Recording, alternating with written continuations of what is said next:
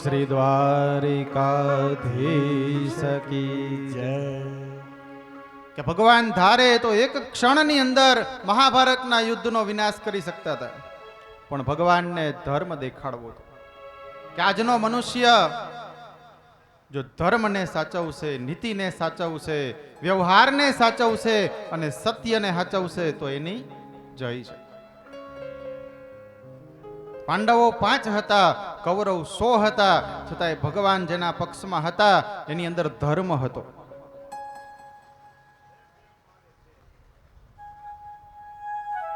કર્ણ પર્વની અંદર ભગવાને કીધું કે કર્ણના રથનું પૈડું જ્યારે જમીનમાં માટીમાં ઘૂસી જાય છે, ત્યારે કર્ણ પૈડું બહાર કાઢવા માટે જાય છે, પોતાના સારથીને પણ કહે છે તો કે એ મારું કાર્ય નથી. ત્યારે કર્ણ પોતે રથનું પૈડું બહાર કાઢવા જાય અને ત્યારે ભગવાન અર્જુનને એમ કહે કે હે અર્જુન, હે પાર્થ, ચલાવ બાણ. ત્યારે અર્જુન એમ કહે ભગવાન આ તો અધર્મ થાય. કર્ણ બોલે કે વાસુદેવ ભગવાન કૃષ્ણ, તમે તો આજીવન કાળ સુધી કે ધર્મને સાચવો છો. અને ત્યારે ભગવાને કર્ણને કીધું કે મહાભારતના યુદ્ધની સભાની અંદર એવડી મોટી દ્રૌપદીની લાજ લૂંટાતી હતી, ત્યારે તારો ધર્મ ક્યાં હતો? તે આજીવન કાળ સુધી દાન આપ્યું, બ્રાહ્મણોને રાજી કર્યા, ગરીબોને રાજી કર્યા, પણ આજે તને તારો ધર્મ યાદ આવ્યો? આ જ વસ્તુ ભગવાને ભીષ્મ પિતામહને સમજાવી હતી. અને હવે તું ધર્મની વાતો કરીશ, પણ જ્યારે ભગવાન ધર્મની વાતો કરે, ભગવાન માર્ગદર્શન આપે, ભગવાને આટલા બધા શાસ્ત્ર પુરાણોની રચના કરી, કોના માટે? આપણા મનુષ્ય માટે. કુંતા માતાએ ગઈકાલે આપણે જોયું ભગવાન પાસે શું માંગ્યું તો કે દુઃખ માંગ્યું. કે આજીવન કાળ અમારા જીવનમાં કે દુઃખ આવે, દુઃખ આવશે ને ભગવાન તો અમે તમને યાદ કરશું. સુખમાં આપણને બધાને યાદ આવશે શું કે હાલો ફરવા વયા જાય. તો અત્યારે કલિકાલ આવ્યો એટલે બધા હરિદ્વાર, ગોકુલ, મથુરા, દ્વારકા, વૃંદાવન બધી જગ્યાએ જાતા થયા. પેલા ક્યાં કોઈ જતું? પેલા વર્ષની અંદર એક કથા માંડ થતી, અત્યારે કલિકાલની અંદર હરિદ્વારમાં રોજની 5000 થી વધારે કથાઓ વંચાઈ છે. કળિયુગમાં એમ કીધું તું કૃષ્ણ ભક્તિ છે ને એ જ મનુષ્યને સૌથી વધારે કામ લાગવાની છે. આજે આપણને જ્યારે આ કૃષ્ણ ભક્તિમાં તન્મય બનવાનો અધિકાર પ્રાપ્ત થયો, અવસર મળ્યો છે, તો અવસરને આપણે ચૂકવો ન જોઈએ. ભગવાન દ્વારકાધીશે એવડું મોટું યુદ્ધ જીતાવી યુધિષ્ઠિર અને પાંડવોને આખું રાજ્ય પ્રદાન કર્યું. ભગવાન કૃષ્ણના સ્વધામ ભગવાન પોતે પધાર્યા પછી ભગવાને પોતાનું એક તેજ પધરાવ્યું શેમાં? તો કે આ શ્રીમદ ભાગવતની અંદર એમ કીધું હતું કે જ્યાં ક્યાંય પણ કૃષ્ણ કથાઓ થશે ત્યાં હું જઈ અને મારું સ્થાન લઈશ. અને ભગવાન કે હું પોતે ત્યાં બેસીશ. એક એક કરતા પાંડવોનું પણ પછી પતન થાય છે. સૌથી પહેલા દ્રૌપદીનું પતન થયું. દ્રૌપદી પતિવ્રતા નારી હતી, પણ તેમને અર્જુનમાં વિશેષ પ્રેમ હતો. ત્યારબાદ વિશેષ પ્રેમ હતો એવી જ રીતે મીરાબાઈને પણ, કે મીરાબાઈએ ભગવાન કૃષ્ણની ભક્તિ કરી તો મીરાબાઈએ પણ શું કીધું કે મેરો તો ગિરધર ગોપાલ દૂસરો ન કોઈ. હું ભક્તિ કરીશ તો ભગવાન કૃષ્ણની કરીશ, બીજા કોઈને કે હું નહીં કરું.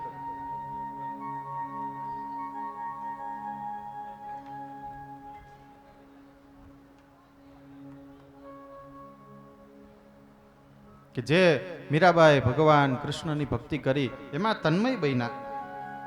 અને મીરાબાઈ સમાઈ ગયા છે એમાં તો કે દ્વારકાધીશની મૂર્તિ. દ્વારિકાનાથ મીરાબાઈને છાતી સરસા ચાપી લે છે અને કૃષ્ણ ભક્તિથી એમનું શરીર એવું દિવ્ય બનેલું કે તે સશરીરે પોતાના શરીરે ભગવાન કૃષ્ણની અંદર લીન બન્યા. આત્મા સાથે પરમાત્માનું મિલન થાય, પણ કૃષ્ણ પ્રેમને લીધે જડ શરીર હોય ને એ પણ ચેતન બની જાય છે. પાંડવો પ્રભુના ધામમાં ગયા, પાંડવોનું મરણ સુધર્યું. છેલ્લે એમના વંશની અંદર ઉત્તરાના ગર્ભની અંદર રહેલા પરીક્ષિતનું રક્ષણ ભગવાન કૃષ્ણએ સુદર્શન ચક્ર દ્વારા કર્યું. આજે પરીક્ષિત રાજા ધર્મથી રાજ્ય કરે છે, પણ એક દિવસ રાજા પરીક્ષિત દિગ્વિજય કરી અને સરસ્વતી નદીના કિનારે આવ્યા. ત્યાં ગાય અને બળદ, એક કાળો પુરુષ લાકડી વડે એને મારતો હતો. ધર્મ એ બળદ અને ગાય એ પૃથ્વીનું સ્વરૂપ છે. ગાયની આંખમાંથી આજે આંસુઓ નીકળી રહ્યા છે. અને અત્યારે આપણે જોઈ કલિકાલમાં તો આપણે આપીએ છીએ બધી વસ્તુ, પણ કઈ આપણી વધેલી. ગાયનો ભાગ, શ્વાનનો ભાગ, પક્ષીનો ભાગ આપણે કાઢવો જોઈએ. શ્રી કૃષ્ણ ભગવાને એમ લાગ્યું કે આ પૃથ્વી પરથી લીલા કે સંકેલી લીધી. એટલે આ કલિકાલની અંદર જે જીવ છે એ કેવો તો કે પાપમય બની ગયો. ધર્મની મર્યાદાનું પાલન કરવું હોય તો ભગવાન કૃષ્ણના જીવનને આપણે અનુસરવું પડે, એને આપણા જીવનમાં ઉતારવું પડે. એટલે કહેવાનું શું કે જેવી રીતે હે ભગવાન કૃષ્ણ તું અર્જુનના રથનો સારથી બન્યો, એવી રીતે અમારા જીવનના રથનો પણ તું સારથી બન, એવી ભગવાન અમે તારી પાસે પ્રાર્થના કરીએ છીએ. એટલે કહેવાનું કે અર્જુનને યુદ્ધના પાઠ ભણાવ્યા કોને? ભગવાન કૃષ્ણએ પોતે. તે તો અર્જુનને શીખવ્યા યુદ્ધ પાઠ રે, તે તો અર્જુનને શીખવ્યા યુદ્ધ પાઠ રે.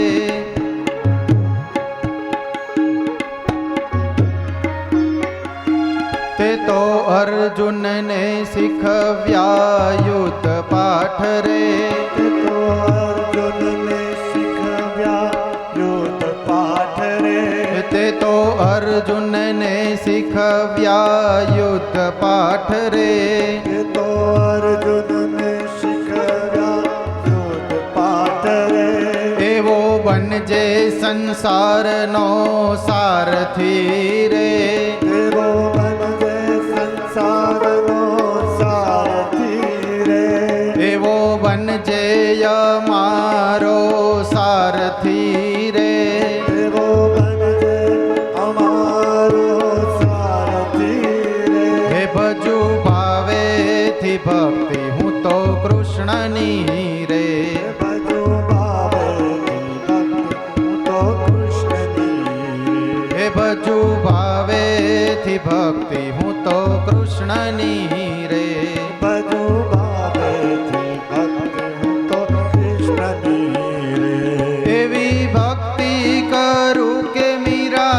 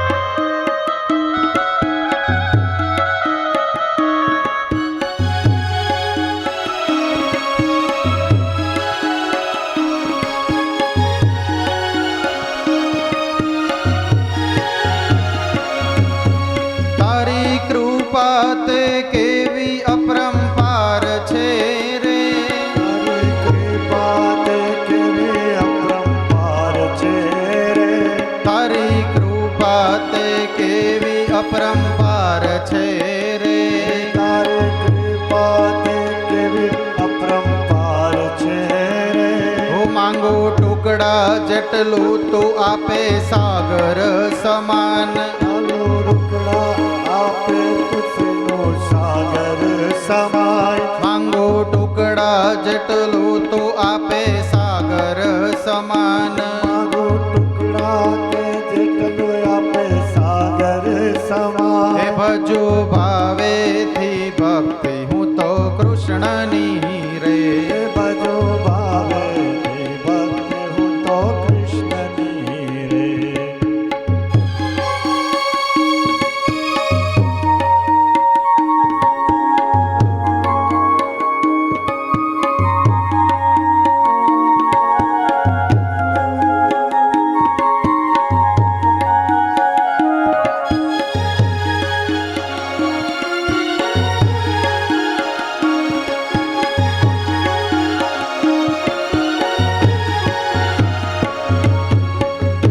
તારી દયામાં ભાવનાનો ભાર છે રે. તારી દયામાં ભાવનાનો ભાર છે રે. તારી દયામાં ભાવનાનો ભાર છે રે. તારી દયામાં ભાવનાનો ભાર છે રે.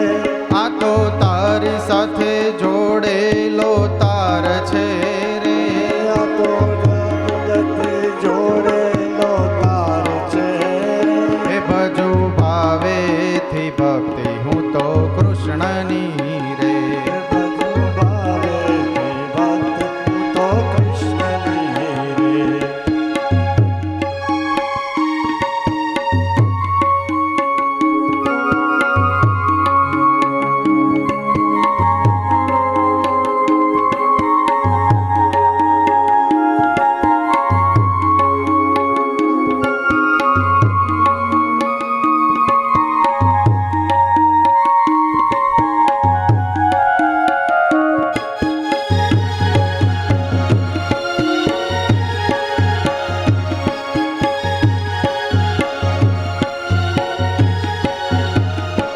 આખી દુનિયામાં એક જ તું લાલ છે રે. આખી દુનિયામાં એક જ તું લાલ છે રે. આખી દુનિયામાં એક જ તું કાન છે રે. આખી દુનિયામાં એક જ તું કાળ છે રે. ઓમ ભક્તોનો શીતળ વિશ્વાસ છે રે. ઓમ ભક્તોનો શીતળ વિશ્વાસ છે રે. હે ભજુ ભાવેથી ભક્તિ હું તો કૃષ્ણની રે. હે ભજો ભાવેથી ભક્તિ હું તો કૃષ્ણની રે.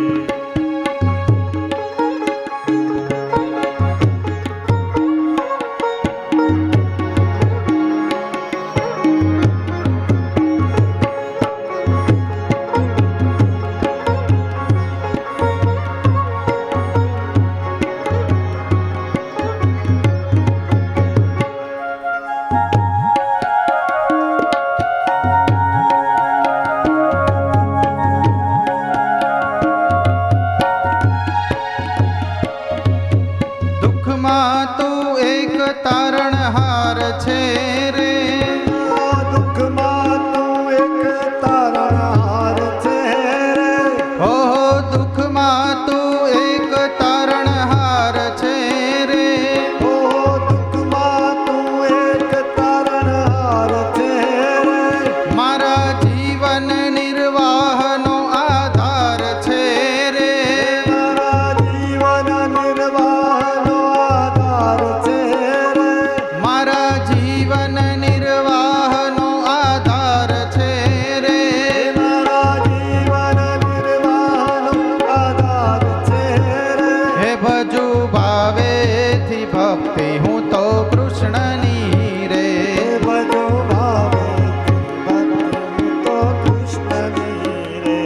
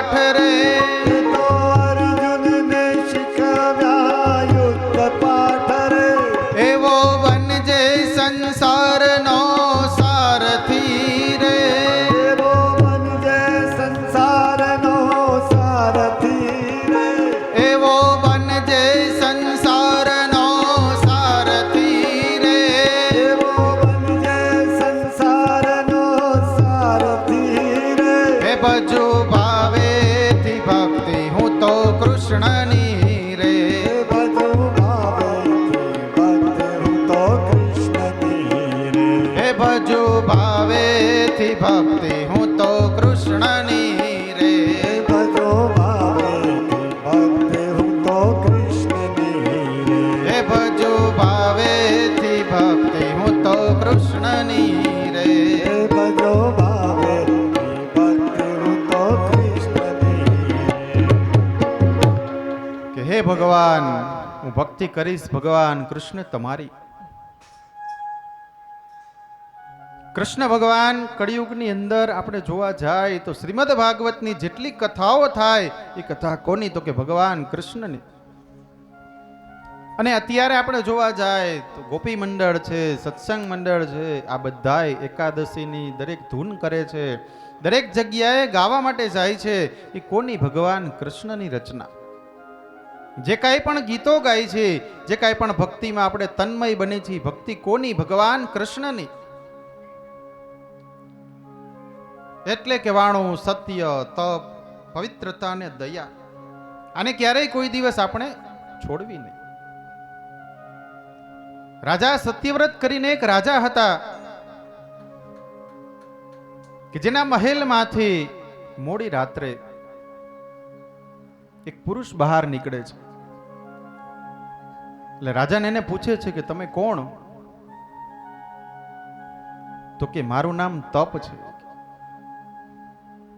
એ કે અહીંયા હવે રહેવા જેવું કંઈ રહ્યું નથી એટલે કે હું જાઉં છું. ત્યારે એને કીધું વાંધો નહીં, તમારે જવું હોય તો મારી ના નથી. એક એક કરતા ત્યારબાદ એક સ્ત્રી બહાર નીકળે છે. એને પૂછે છે તમે કોણ? તો કે મારું નામ લક્ષ્મી. તપ વયો ગયું, હું આ લક્ષ્મી રહીને કે શું કરીશ? એને પણ જવા દીધી. ત્યારબાદ દાન બહાર નીકળે છે. એક એક કરતા આમ બધી વસ્તુ નીકળી ગઈ ને છેલ્લે એક મહાન તેજસ્વી પુરુષ બહાર આવે છે. રાજા એને પૂછે છે તમે? તો કે મારું નામ સત્ય.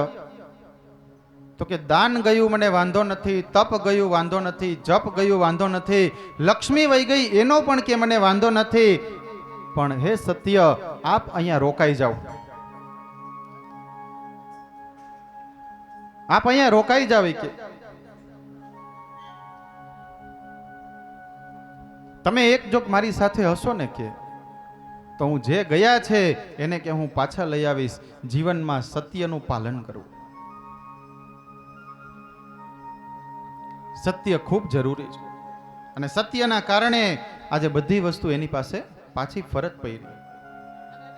રાજા પરીક્ષિત ધર્મથી રાજ્ય કરવા લાગ્યા. એમને 3 અશ્વમેઘ યજ્ઞ કર્યા અને અશ્વમેઘની અંદર યજ્ઞનો ઘોડો છે એ છૂટો મૂકવામાં આવ્યો. મનુષ્ય જીવનમાં જે વાસના છે એ શું છે? એક ઘોડો છે કે કોઈ પણ વિષયમાં બંધાઈ ન જાય વાસના, એનું આપણે ધ્યાન રાખવું પડે. આજે બુદ્ધિગત વાસના તો સુખદેવજી બ્રહ્મનિષ્ઠ ગુરુ કૃપા કરે તો જ કે એનો નાશ થાય છે.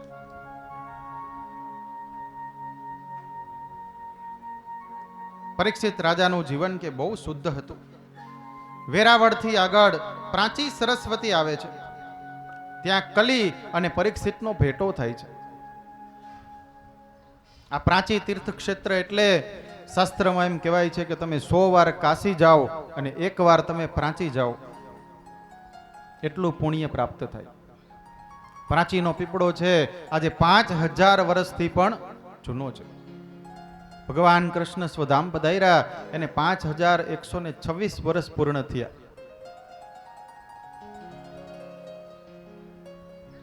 પ્રાચી આ તીર્થ ક્ષેત્રમાં રાજા પરીક્ષિત અને કલીનો બેયનો ભેટો થાય છે.